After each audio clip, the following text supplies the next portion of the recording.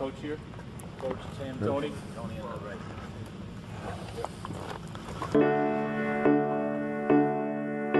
When I think about these guys and the teams that we've had, as soon as we drafted Timmy, that's where it started. The San Antonio Spurs win their first ever NBA championship.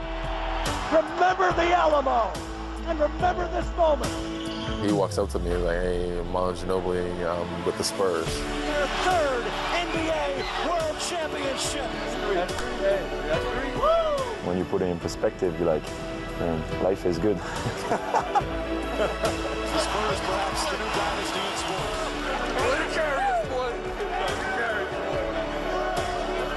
It was so satisfying. The Spurs have captured their fifth NBA championship. We found a way to win and all do it together. You guys genuinely enjoy being with each other as much as playing with each other.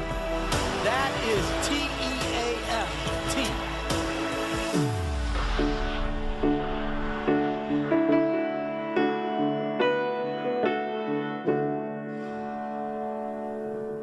Keep pounding on that rock. Just pound it. It's supposed to be hard. It's the final. All right? Give them some adversity. Knock the stuffing out of them. Keep playing.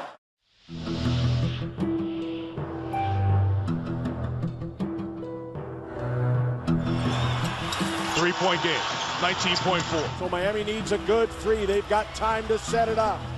James catches, puts up a three. Won't go. Rebound, Bosh. I guess the obvious word is disappointing. Ray Allen, a three from the corner. We were a few seconds away from winning the championship. Back to Allen, the long shot. And we let it go. Allen from downtown. You know, losing like that when everything was ready to raise the trophy and celebrate, and losing it like that and seeing our faces devastated, that was so painful. In my head, I was remembering every turnover, the last few plays, the rebound, the shot. Worst loss ever. I never felt so sad in basketball, because you always talk about that part, life is bigger and it's more important stuff, in life. But man, that one was tough. I remember I was in the locker room and I took a towel and I put it in my head, because it's the first time I wanted to cry and I couldn't look at you or look at my teammates. I was so sad. And you were talking and I was listening to you, but I had my towel and I was I couldn't believe what just happened. I was it's so cruel what the basketball gods are doing right now. There's just little plays in there that I just remember that I messed up on. I was just I can't believe that. And obviously, you always talk about it's a accumulation of a whole game. It's not just one play or another play, but to us, there were those plays that we did that we could have changed that situation. I remember going in the locker room and laying down on the floor. But I was yeah, we got to get up. We got to play one more. We can win this next one, and then we lose the next one. It's just all of it was just crushing. We let each other down. I wasn't feeling bad for myself because I struggled only, but I also felt bad because I disappointed him, and because I disappointed you, and I really couldn't look at you in the face after that game. We all lived with it, thought about it every day. There wasn't one day would go by and we'd be at dinner or something and somebody would mention it. And I'd say, I almost went the whole day, and you have to bring that up. I was actually going to have a clear day today, and you brought it up again. So that day would be ruined.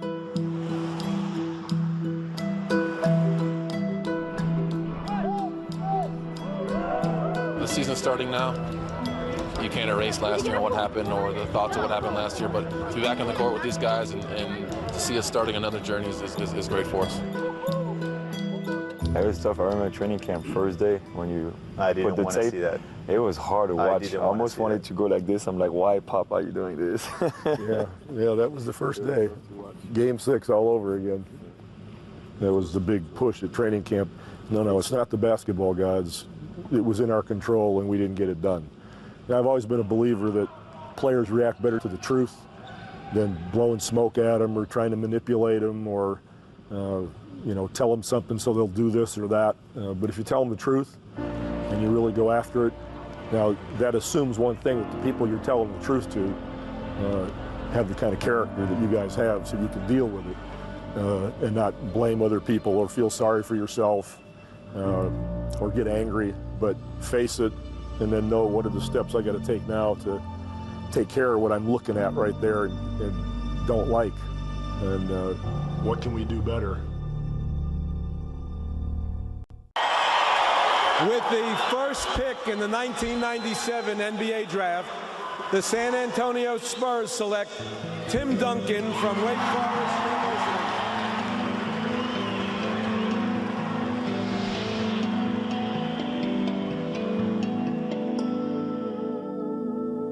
As soon as we drafted him, as if it was a tough choice, we took a lot of phone calls. People would call and say, hey, we'll give you a second, you know, just pick anybody on our team, we'll use it. And I said, yeah, okay, thank you. Pop, here's Tim. Okay. So, Pop, all I've heard about from since I've gotten here was that you're going to trade me. That's all I've heard for the last 20 minutes. But as soon as we drafted him, I went down to St. Croix. And we just spent, whatever, I can't even remember now, 4 or 5 days together. And we just go down to the beach and we go swim. I wanted to know who he was. And he probably wanted to know who I was, too. I'd watch him swim. I'd go, my gosh, if he's as good a basketball player as he is a swimmer, this is going to be pretty cool.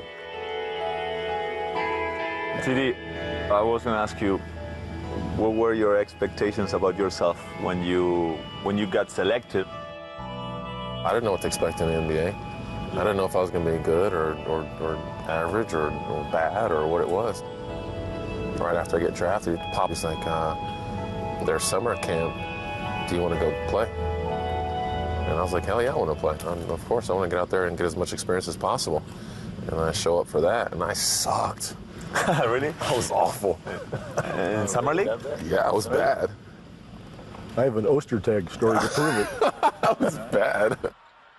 First of all, you know, the #1 draft pick doesn't often go to the summer league. So I knew we had somebody with character. And one of the first times down the court, Timmy went to get a shot, and Ostertag sent it like in the 10th row. And what was really cool about it, Timmy didn't, no expression whatsoever. That's just what happened. He went down to the other end, and Ostertag comes across and he sends his, you know, up into like the 10th row. And didn't change his expression at all. You guys know how I love that. Yeah. So I knew that we had somebody that was a hell of an athlete, that had character, that, you know, wasn't going to be beating his chest and doing all that silly stuff. Now he came to training camp, and David Robinson watched him play. And about the second practice, the whole offense changed. David was now in the dunker spot, and Timmy was on the block catching the ball, and David never even said a word. It could be, you know, his team now, and it's a great chance for him to do it. It's, you know, training camp, it's time to come in here and really establish yourself. And everybody would always ask him, what did you do to David? What did you say to David to buy this? You know, this new kid comes in, and all of a sudden David's not getting all his touches. And I just told the truth. Nothing. Never said a word to David. And Timmy just grew and grew from there. The San Antonio Spurs win their first ever NBA championship. Tony, when you got here, did you know right away that you could win? Or you were like, I don't know what's going on? I don't know anything, dude. Yes, I did. You know he could win. Yes, I did. I watched the NBA a lot when I was in France. I wake up at 3 in the morning, and my little brother, his favorite player was David Robinson, because he didn't want to be a Bulls fan, because me and TJ, we were Bulls fans, so he was a Spurs fan, and he loved David, and David came to France, and we went to see him play, and he hugged me with my brother like this. We always watch the Spurs on TV because of him. So I saw the 99 when he won the championship and stuff like that, so when I got drafted, I was like, man, life is funny. Yeah, people! Comment allez-vous? Ça va bien. Ça va bien. How long before we gave him the ball and said, you're the point guard? Oh, 5 games. 5 games. My rookie year. Oh, that's scary. I was scared. I was scared when you told me you starting because I knew TD was very close with Antonio Daniels. And I was like, man, Pop's doing this after 5 games. Timmy's going to hate me. He's never going to talk to me. He looked at me with a raised eyebrow like, are you serious? What are you doing? I was scared of how he was going to react. Like, I felt like I was ready and I was ready to take the challenge, but I was worried of how he was going to react. And I don't know if you remember that Pop Ben was like, are you sure Timmy is okay with it? Like, I don't know if you remember that. I was like, you sure he gave the blessing? Because Timmy will be fine. Yeah. Timmy will be fine. He'll figure it out. He allows that kind of stuff to happen. I help you, you help me, you know? No? We got it. It don't work like that? We work the right way. We work together. You're the point guard. You do the setup. Could you tell he had something in him first season? Or not really? No, I mean, he was a little skinny kid. He was fast. He could score. I don't know if he could be a point guard. Timmy, right side. He was 19. I know, but Avery was our point guard, and Avery was a point guard. Yeah, a point guard. He controlled everything and told everybody where to go. I remember Pop when I first arrived. He was never let the ball go. I want you to be like Avery Johnson. And me in my head, no disrespect to Avery, bro. It's like, I don't want to be Avery Johnson. I want to be better than Who's the other guy, though? John Stockton. Stockton. You know, you show me a paper and you say John Stockton, and you're here, and you're here, and we like to be in the Here's a true point guard over here. The other end of the scale, this is you, Tony. You're over here. Whatever you are now. Yeah, my goal is, I don't want to make you John Stockton, but I like to bring you here, which is the most difficult place to be, really. Find that happy middle. Nice pass, Tony Parker. Good job, Tony.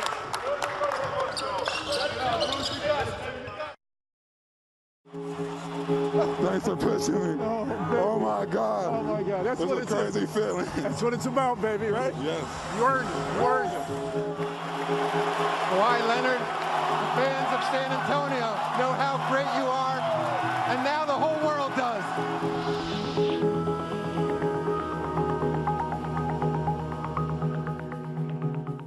They get a kick out of him, I get a kick out of him, just because he's steady.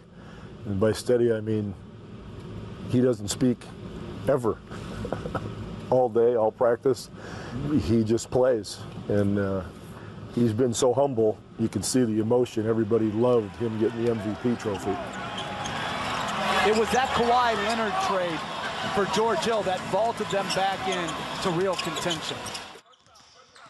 My favorite player, Georgie. We gave him up for Kawhi. I wasn't very happy that we traded George. George was a big part of us, and we all loved him so much. I don't know. You guys thought we were crazy. A rookie? We worked out with him together, and he said, like, can we give up Georgie for him? All right, well, maybe they saw something. But you said the same thing when Manu came. I said, Timmy, you're going to really like this guy. Yeah, we'll see. We'll see. Hey. I'm anxious to see what the guys we've added can do. Manu Ginobili, supposedly he's a great find. He's the best player in Europe, supposedly. I'd seen Manu in the summer. He walks up to me, he's like, hey, Manu Ginobili, I'm with the Spurs. No, you're not. I assumed he was another one of the experiments? Yeah, experiments that I would never meet. They've added the Argentine player, Manu. Look at this, Ginobili. Manu, he was an uncommon competitor, you know, when he arrived, and already very accomplished. You may recall him from this past summer when he led the Argentinian national basketball team at the World Basketball Championships that beat the USA. I didn't think he was going to be in awe of the NBA or anything like that. Everybody knew who Manu was. He was the best player overseas. So I was just excited to get him here. Duncan's got it deep against Walker. Ginobili on the cut. Ginobili on the reverse layup is good. Nice play. First basket in the NBA for the rookie. I knew ahead of time that there would be some basketball played that would both amaze me and frustrate me. at the same time. I was not sure if it was going to work out between you two. Yeah, I was not sure, either. like the rookie year. I wasn't either. Because did you see the shots he would take? Ginobili, he will throw it up from backcourt. Oh, Ginobili banks it! We liked his competitiveness. We didn't know that every play was going to be a home run. Ginobili again behind the back on the break. Ginobili, if that goes. How many times have we gotten yelled at for stuff that he's done? That he's done? Yeah, oh, we're on the bench sitting there, and he does something. He comes down to us and yells at us for it. Did you see what he just did? I Go don't talk to him. Yeah. You guys go talk to him. I'm tired of talking to him. You guys go do it. He's your teammate. I can't do it all. I want to see if you can get as many shots up in the same minutes as he can. That's your goal. Okay. How many? Yeah. I think he's got like 4 or 5 already. Remember, first year you were here, when we practiced, you'd have to play against Bruce a lot. And Bruce used to beat the absolute crap out of you. That's where I kind of started believing or started seeing that he had something, that he was as good as advertised, because Bruce would go at him and beat him up and try to slow him down, and he played through all of it. That's exactly He played right. through all of it. Not that I didn't understand it, but it frustrated me, like saying, what the hell, he's my teammate. Yeah. So he challenged me, and it was funny. It made me better. Beat the crap out of you. First play of the game. Tony, you're in charge. All right, who's in charge? Who's in charge? Okay. You're in charge. Don't listen to Manu. In your case, there was no competitor. So you know who was your Bruce? Who was my Bruce? I was. Oh, yeah. You always went, Pop, you're on me. I was your Bruce. There was nobody for you to compete against. Tony, what are you doing? No, I didn't. I said the same group that was on the floor. Listening is important. It was brutal. I've never seen anyone yelled at as much as felt bad for you. I really did. It made me a better player, that's for sure. I sat behind you in the film room, just give you one of these every once in a while. You'll be all right, kid. Manu, what did you just tell him to do? And what did I tell the team we're in to start the quarter? That's your problem. We got yelled a lot. Those are those little discipline things that are going to win and lose us games. Everybody's got to know what we're in all the time. But, here and there, it was his turn too. TD, what are we in? On pick and roll, what are we in? We're in hedge, let's go. On the side, 2. If you see that and him just, taking it and not going back at him because he was the franchise player, I said, okay, if he takes it out, I can take it too. Imagine some new guy, and it's his first year in the program, and it's his first film session, or the first time out of the first game, and I'm saying, Timmy, you going to rebound tonight or what? You going to maybe get 1 rebound? What are we going to do here? And that young kid's wondering, oh my gosh, did he really say that to Tim Duncan? I got the easiest job in the NBA because you guys allow it to be said the way it should be said. Look at it. Hold up. That's too slow. Let's do it again. I don't see anybody sprinting.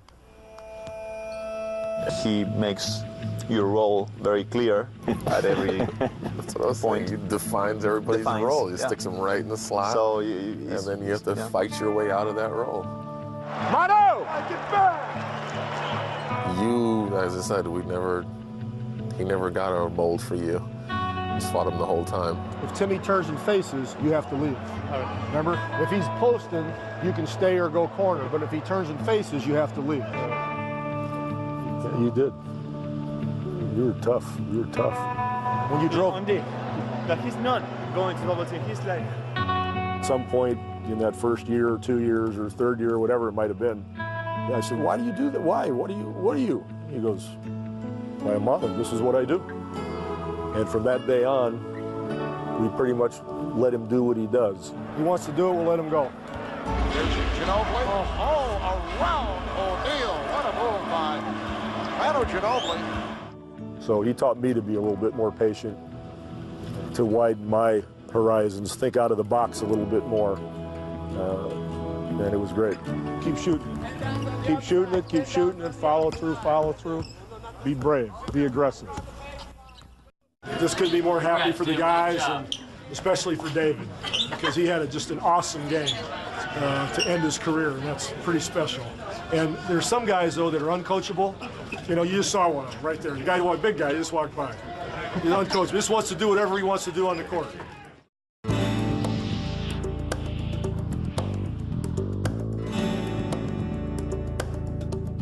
Nice jersey. I know, my last jersey. It's all stained with champagne. It stinks now. We'll have to wash it. David was here for two, 99 and 03, and then he retired. And still did a great job in 03. I think in that final game, I think he had like 16, 17 rebounds. 17 rebounds. In that game. I couldn't get Timmy to board, so luckily David was there to get a rebound that day, you know, so he did it. But go ahead, you can talk about that. Personally, being a competitor, I kind of wanted to prove that we could kind of continue to do it. Like even though Dave was gone and Dave was a big part of it, that we could get back and continue to win and continue to win another championship. And so kind of that was my drive. That was my drive more than anything. Top guy, that guy's digging down. So get ready to shoot. If I go into the middle, I'm not going right in the shot all the time. I might do it right back to you. 7 to shoot. Tim backing him down. Into the paint, spins, gets it out to Ginobili for 3. And that is a Manu trace. The San Antonio Spurs have won their 3rd NBA World Championship. We went through so many things in so many years. Always being old.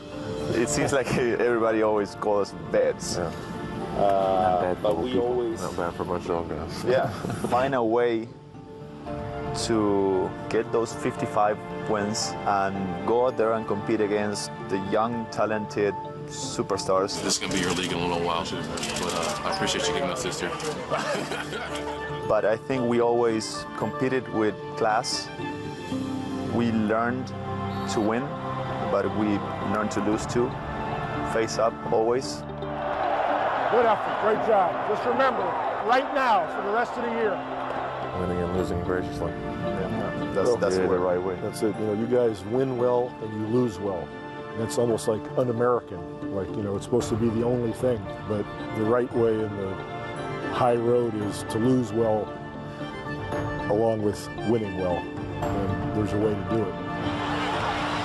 What a wonderful display of sportsmanship and class from Greg Popovich and the San Antonio Spurs. I like what TD said yesterday. We talked and he said we have good people at heart. And I think that's the best thing. When you choose the players, they're like good people and all they care is the team. So I think then it's easy for everybody to follow. Great leadership. You didn't get 30. It was great leadership and solid play with the ball from your teammates. Great job. I have to trust my teammate in this series. Exactly. You guys lead the way. It makes it easy for us to have everybody else follow. It's a huge part of why things work the way they do. Before somebody comes in, we do our best to try to figure out who they are at that point and whether we really want to bring them or not. Because we've always thought, you know, people are who they are. You're not going to make a competitor non-competitive or vice versa. You're not going to make a guy a team player if he's not. Selfishness is pretty much not even a topic with the guys that we bring in. And if it shows itself, minutes are the best equalizers. Pass the ball! Excuse me? What do you mean he's supposed to be there? You got a double team out there and the guy's wide open right in front of you. The selfish person sits, no matter what the talent level, and it works. And you've always been willing to do that. You got to be willing to sit the guy, and he's got to know that you're willing to do it, or you're held hostage and it doesn't work. If I didn't sit that guy, you guys would be angry at me. That's what I'm getting paid for. You know, you guys got to play, and if I didn't do the right thing in that sense, I would hear it, as I do from each of you guys now and then. For sure, in certain situations. So you can yell at him, you can say anything you want to at him? Well, that's a big word to yell at him, you know, but I can say something and advise him, you know, and we try to stay on the same page and make sure we get it done.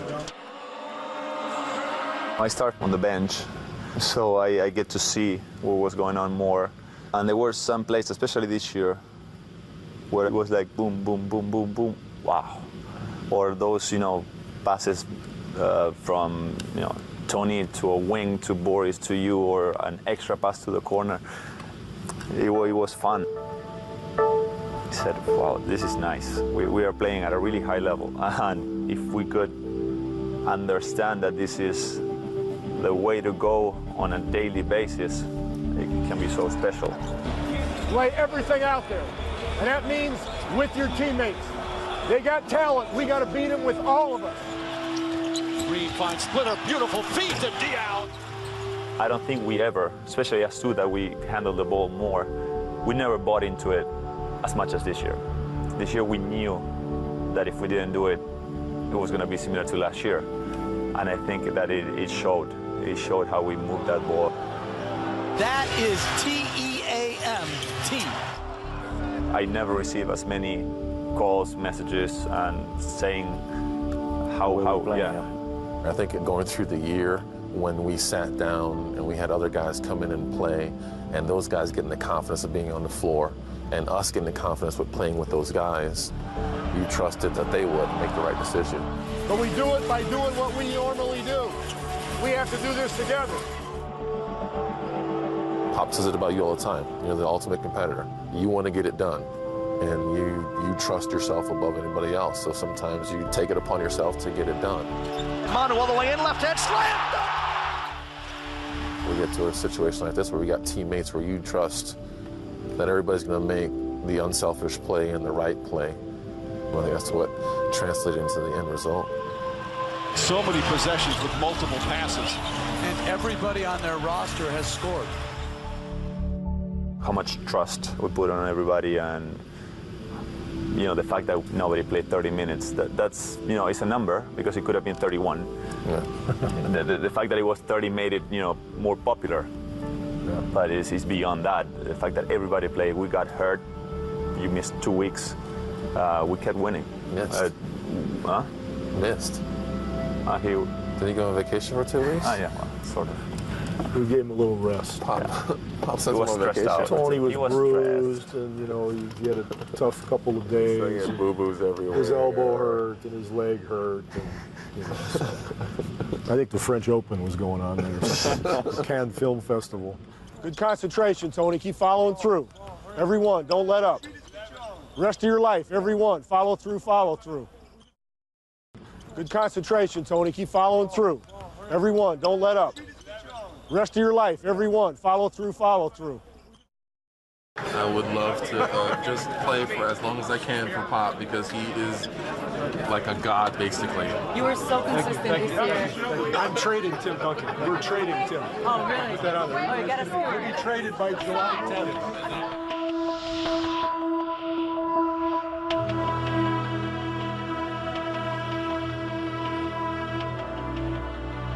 The Magic are going straight to the top shelf. They've cleared cap room and they're begging Tim Duncan to come in and dance. So I got a question for you. What made you decide to stay in San Antonio after the 4 years? When you were a free agent. And it was just kind of going back and forth, but when it was time to make the decision, ultimately it was talking to Pop. He was probably the biggest part of why I stayed. Do you think your relationship with Tim played a role in this decision? Well, thankfully I didn't run him off. So the relationship was good enough that he didn't run away from me. Knowing that what we were building here and the family atmosphere and the team, and I was all comfortable with that, and it's great to have confidence in who's leading your organization, your team, and knowing that they have your best interest at hand. That's what made me stay, and that's what has kept me here all these years. I guaranteed him more championships. I just think, what the hell? I'll just say it. The wiring in your brain might accept this. If I just change the name of it, you won't know, and then you'll run it maybe. Okay. I still don't know it. One play, 7 years. I know it. It's only been 7 years. That's all right. The 2 times I was free agent, I never even considered it, because one time I visited other teams, but I didn't wait for the offer even. Hold on. Your defense and Bruce down the stretch perimeter, unbelievable. You watch it already? Me personally, those three, the main reasons why I stayed.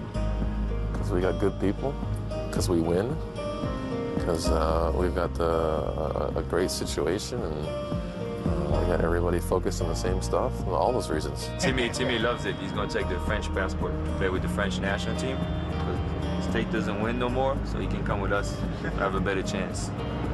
Not Tilly.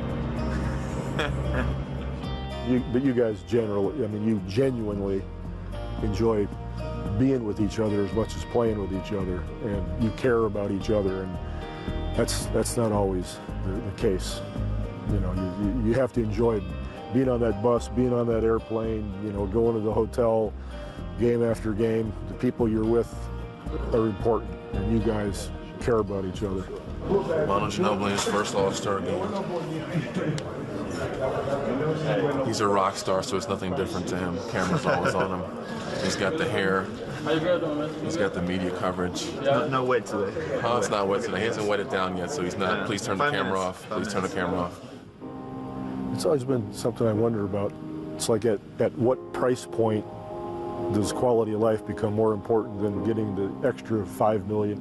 If you don't get that certain number, everybody else will look at you in a different way. And a lot of people have put themselves in that situation, and then they're miserable, you know, day after day after day, and lose and lose and lose. The cool part sometimes is hearing from ex-teammates that are like, "Oh, we miss what we had there," or we wish we never left, or wish we could come back, or I think that's a huge validation for us in our decisions to stay and for what we have and what's here. I think we all valued our relationship. We all understood our roles. We never wanted more. I didn't care about starting or playing 35 minutes, the same as you didn't care about, you know, scoring 25 and... You think you could play 35 minutes a game? None. I just wanted to make that clear. But maybe at 27, 28, I could have. Tim wanted to go back in the game. Look at Pop. No, denying him.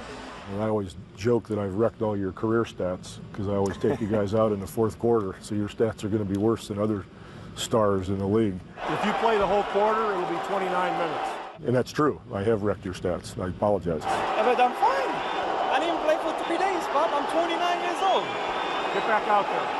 But what it does for the team is unbelievable, and I'm lucky that you guys allow that to happen.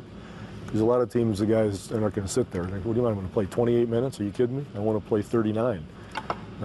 But I don't have that problem because of you guys. So, pretty special.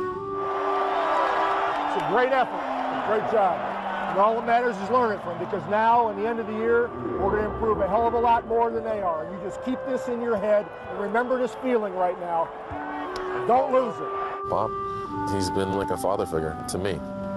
He cares for us not only on a coaching level, but on a personal level. And to have someone like that in your corner, and that means a whole lot.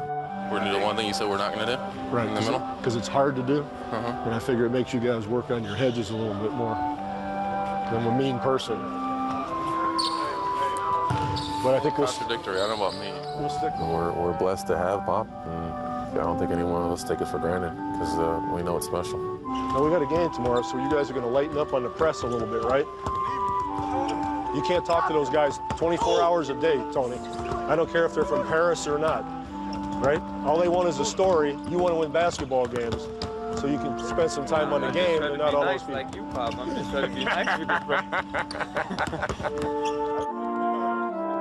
You helped me becoming a better man on and off the court, and that's why I love being here, because you care about us, and it's not just about basketball. And it's very rare in our business to have somebody like that. When I talk to all the other guys around the league and in Europe, it just doesn't exist. You got as much talent as Tony Parker and myself. Yeah. We still have to do all this stuff. Yeah, because it's a team thing, Tony. Some of us are more gifted than others. No, but it's a team thing, isn't it? Now it's more like I feel like a daddy, you know, to all these guys. And that's what makes what I do satisfying, because you can only get so much satisfaction out of the ball going through the hoop. There's got to be more, and because they are who they are and they let me get involved in their lives, it's a real joy for me because of that. That's what I was trying to do yesterday. You're being stubborn. You helped me though, 45 for 50. I helped you, baloney. This is the game. Help me. Get out there. Sometimes, yeah, we have to remind him we're up by 20. We have to remind him sometimes that that we won a couple games in a row. That our record is 52-10. 10. You know, give us a break. But I'm sorry that we lost. I apologize for doing that, but I think that's that passion, that fire that keeps us all driven. So we don't question it too much. And then I feel guilty after I get on. My wife will say, or I'll say, how did practice go? Or I heard this, or, you know, somebody said this. What did you do? And I said, well, you know, I sort of got on something. What did you say to him? Did you apologize? You know, that kind of stuff. Little dissension from the boys, but that's all right. We can handle a little dissension. Little dissension is good. Don't hit the coaches. Leave the coaches alone. Okay, here's the deal. I'm so proud of you guys for playing for 48 minutes every game throughout the entire playoff. I mean, you earned this. You deserve it. Really happy for you. But there's a couple things I got to say. Number one, we're going to practice some next week because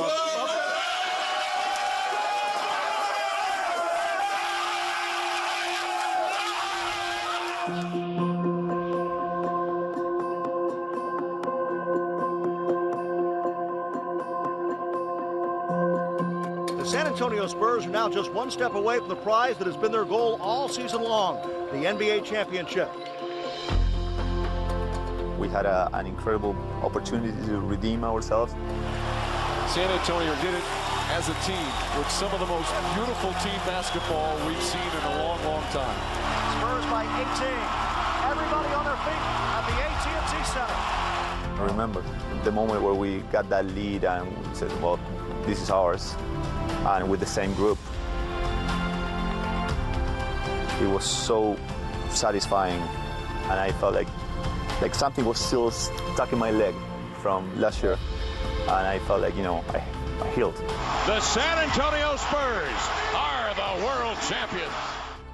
Now we're here and we're celebrating a championship, and you're like, when you put it in perspective, you're like, man, life is good. That's why this one's so sweet. Yeah, you know? Yeah. That's why I say to everybody, like, this one is my favorite. Come full circle in a year, and we get to do it at home. We get to do it in front of our families. We have our kids there. It's just all those things just makes it all that much more special for me. I never felt that kind of relief. It was such a relief because that was such a burden to carry all year long. All of us, you know, felt that same burden because we had let it slip away last year. That catharsis we went through all year, you know, was concluded with all those hugs. I just wanted to enjoy it and watch it. I took a moment for myself. I just wanted to enjoy these guys. To see these guys hugging each other again, it was my most satisfying moment in athletics. Number one again! 7 years, man. We're back. It's been a while, too. Welcome back. Not bad for a bunch of old guys. What are we gonna remember down the road? Me, first thing comes in mind is I feel like I'm very blessed and very lucky to have a career like that with you guys. Because I think it's very rare in sports what we're doing. Because right now there's so much like of business that, you know, teams break up like really fast. I think that's a key word. I think it's never felt like a business to us. Yep. I always felt like family. Like when coach you come and invite us, you know, to dinner, and you know, I always felt like it was family, and I always enjoy you know, going to dinner with TD or lunch, you know, with the international group and stuff like that. Like all those moments, that's what I think. That's what I'll remember after my career. Why wasn't I ever invited to those? Because you never want to go Italian. I've done Italian 7,000 times. You know, that's his fault. For me, the thing that scares me is just like one day I'm gonna have to play, and all three of you guys, you know, you'll be gone, and that'll be very sad. Oh, for sure, it's gonna happen. And very weird. That's what I'm saying. It's gonna happen for sure for me. So that's what I'm saying. It's gonna be very weird for me when all three are gonna be gone. But we did it the right way, and very proud of it. But it's hard to tell what I'll remember. Besides the situation so unique, and I don't think it ever happened before so many years with the same coach and all that. But besides, of course, you know, the championship winning. But it happened to me that sometimes I remember the losses very well, and not in a depressing way, but I remember how we felt together, and we cried together, and what you say after the game, what you talk, what you communicate, how you felt is really strong, and I think that togetherness is what I'll remember. I think I'd explain to people as like an evolution. We all changed along the way, and we went through different periods where we were better than the other one, but no matter who was at their best or who was leading us, we found a way to still win and all do it together. When I sit back, which I'm able to do now since I've been here so long, and think about these guys and the teams that we've had, I think the memory that I'll enjoy the most is when they celebrate with each other after each championship. I've got a lot of pictures that I've framed at the house, and most of them involve a great photo of them making a play and celebrating with each other, because that joy is pure. There's nothing else like it, and I can still see them at the end of each championship hugging each other, jumping up on each other, crying and laughing at the same time, so to speak. Those are the most vivid in my mind. I've never been more proud of a team, nor have I ever gotten as much satisfaction from a season in all the years I've been coaching. To see the fortitude you guys displayed and coming back from that horrific loss last year and getting yourselves back to that position and doing what you did in the finals. You're really to be honored for that, and I just can't tell you how much it means.